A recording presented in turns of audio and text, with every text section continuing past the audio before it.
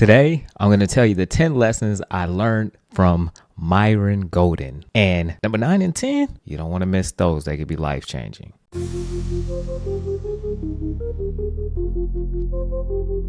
All right, let's get it. Okay, so who is Myron Golden? I found Myron Golden on YouTube probably about 2 years ago. Originally, I started listening to his stuff and writing it all down, but I didn't apply it. And today, since I'm on this journey to unleash myself, I started thinking about all the 10 lessons from him that I actually started applying to my life, and I wanted to share them with you. Now, he is the CEO of Myron Golden Enterprises. He has also written 2 books, From the Trash Man to the Cash Man and Boss Moves. Why episode is important to me is because one of the things I understand, you have to see what you are trying to be. And the way he runs his coaching program, the way he does his Make More Offer challenge, the way he encourages others, he is the type of person that I am trying to emulate. And so for me to be able to do that, I have to learn, observe, and use. All right, so let's jump into number 1 on my top 10 list is all work works. And when he first said this, it was like, I don't get it. Sometimes I don't get paid for my work, so that doesn't seem like all work works. But what he said blew my mind is all work works. It either works for you or it works on you. And sometimes the whole purpose of the work is for it to work on you to help you become a better version of you. And when he said that, I was like, oh, that's dope. That's deep. Because when I wasn't getting paid for my work, the work was still working on me. It was helping me sharpen my skills. It was helping me become a better, more resilient version of myself. That is number 1. Number 2, turn the camera on. Yeah, what? Yeah, turn the camera on. And for me, I'm like, I already have turned on the camera, but I was missing a part of what he was saying when he talked about turning on the camera. The point that he was getting to is you're already going to do whatever it is you're doing for your business, for your brand, or whatever the case may be. You're already going to do it. Why not turn on the camera and do exactly what you're going to do anyway? See, when I turned on the camera before, what I was doing was trying to tell everyone what they should be doing or, what they need to do. But instead, this time I turned it on documenting my own journey, sharing it, the lessons I'm learning all in real time so that you then can go on your journey yourself. I'm not telling you what your journey needs to be. I'm just telling you what I'm doing, what's working and what's not working. And so once I read that and once I applied that in my mind, I was like, okay, this makes sense. I had to turn on the camera and I had to do it correctly. But it took me about 600 videos literally to kind of get the message to do it a different way. But rolls into number 3. Everything is happening for you, not to you. And this one is like hard to wrap our minds around, but he gives a good illustration of what he means by this.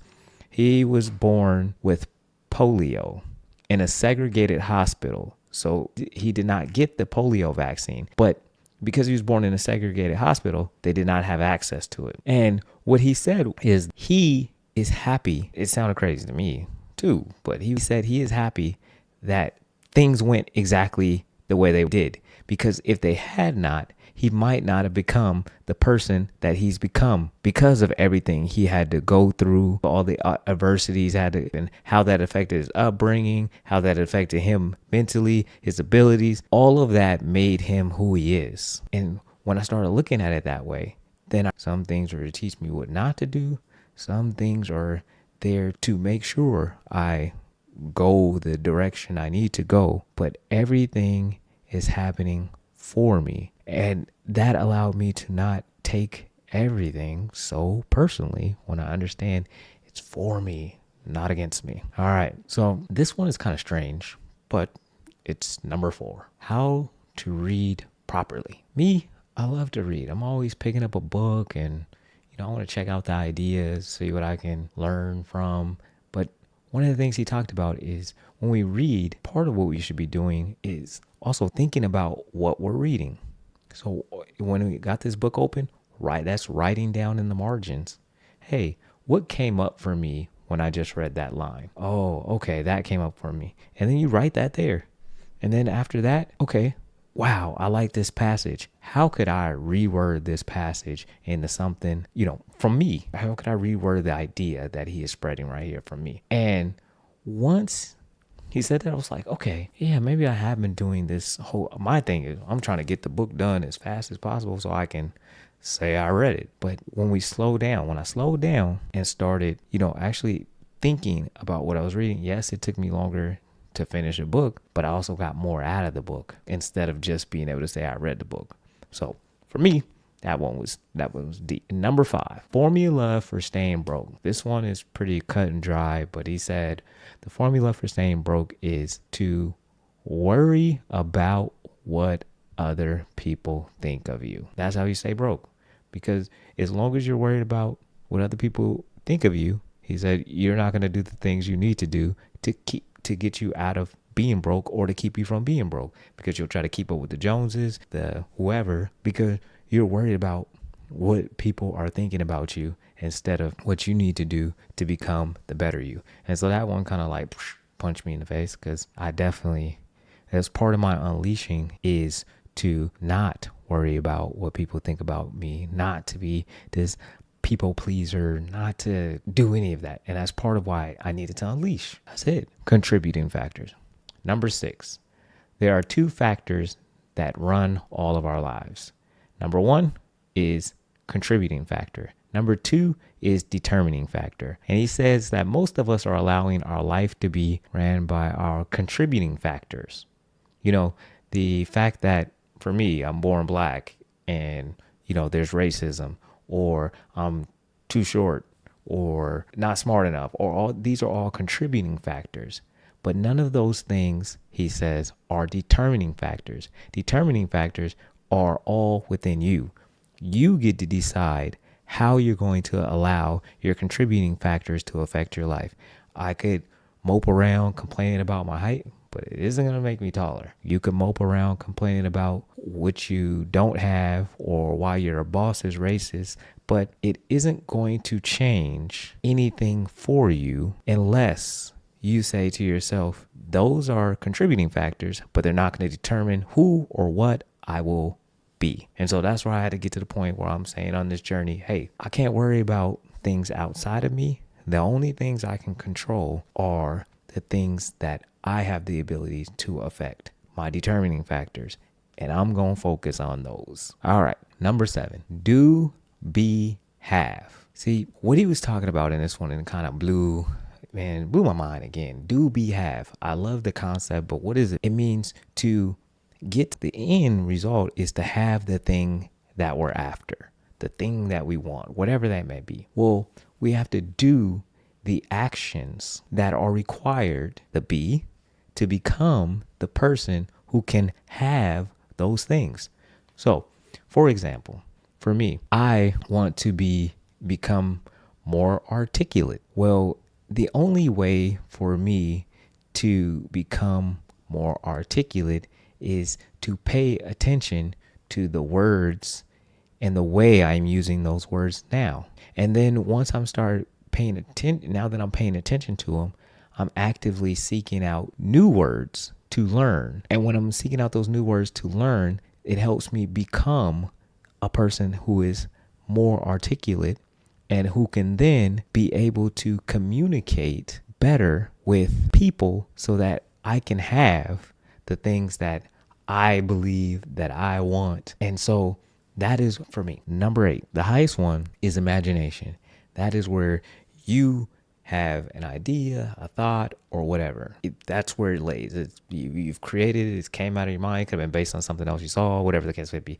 But you've imagined it. And that is the highest level value. Because when you can imagine a thing and then you can make that thing happen, you can create money because you took something that was in your imagination and you made it real and you found an audience for it. Think about how many things that we have in our life right now because of someone imagined it first. That's crazy when you think about it. I mean, this microphone, my watch, all these things, this was a thought in somebody's head. Now, he talks about what we do with these 4 levels. So I said the first one the highest level is imagination. Next one is communication.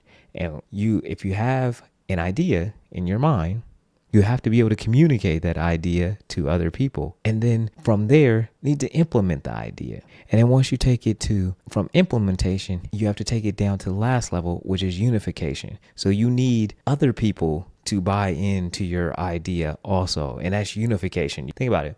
When Steve Jobs introduced the iPhone, it was a brand new idea. He was able to communicate it. He was also able to tell you how this thing is going to work. I think he said like 5,000 songs in your pocket. And people were like, I'm sorry, that was the iPod. But he did it so many times with the phone, iPod. And then get enough people to buy in on the idea of this phone. And, half of you probably watching this are Apple users. Shame on you. I took that for me in my own life. I have to make sure I don't just imagine things. Number 9, anticipation is the key to motivation. Think about that. He was saying how if we can anticipate the results that we want, we will not have the motivation to keep going through the trials that may come on our road to getting what we want. He quite frequently uses the example of you have to understand that when you set out to go do a thing, life and everybody isn't just going to just get out of your way. You are going to go through things on your way to getting what you want. It's a part of how it works. And he speaks from the perspective too of these are all principles in the Bible. He's teaching is based on principles in the Bible. So he's always able to refer back to an example in the Bible of what he's saying. Showed on many of different occasions how in the Bible, even Jesus was tested when he was taken to the mountain by Satan. Very good with giving us ways to visualize what he's saying also. And I thought about this for myself. When I stopped going to the gym for quite a while, it was because I could no longer envision, or I no longer had the anticipation of what I might look like if I can put on some more muscle. Now, since I've been back in the gym, I have a picture. I'm anticipating something. I'm anticipating being stronger. I'm anticipating my legs not looking like they're chicken legs anymore. I'm anticipating those things. And because of that, now I have the motivation, even on a day where I might get 4 hours of sleep, I'm still getting up and going to that gym because I anticipate the results that I am going to get by doing the thing I said I would do. Right now, these guns are I'm not going to show you that. These guns are starting to come in. I was just telling you, you know what I'm saying? Nah, I'm going to put those away. But yeah, so we have to anticipate whatever it is we're after so that we can stay motivated to see it through. Number 10, formula for wealth. If you made it this far, you deserve to hear the formula for wealth. Because when he said it, it blew my mind. And well, pretty much everything on this list is blowing my mind, but you know what I'm saying? Anyway, what he said is he defined the formula for wealth as this: the ability to produce something of value for other than yourself. That is wealth. Think about this. I'm going to give you an example of Uber created something of value for someone else, and now we're taking them all the time. It helped regular people become taxi drivers. What they did was provided something of value for someone else. This phone is valuable, was produced by Google, and it has provided value for me because I'm able to pick up the phone. Hey, this is money. You know, when money calling, I'm able to pick it up. I'm able to see it. I'm able to engage with it. But if we start thinking from the place, and that's to have what I want to have, I need to be able to create value for other people and not just worry about creating stuff for myself. All right.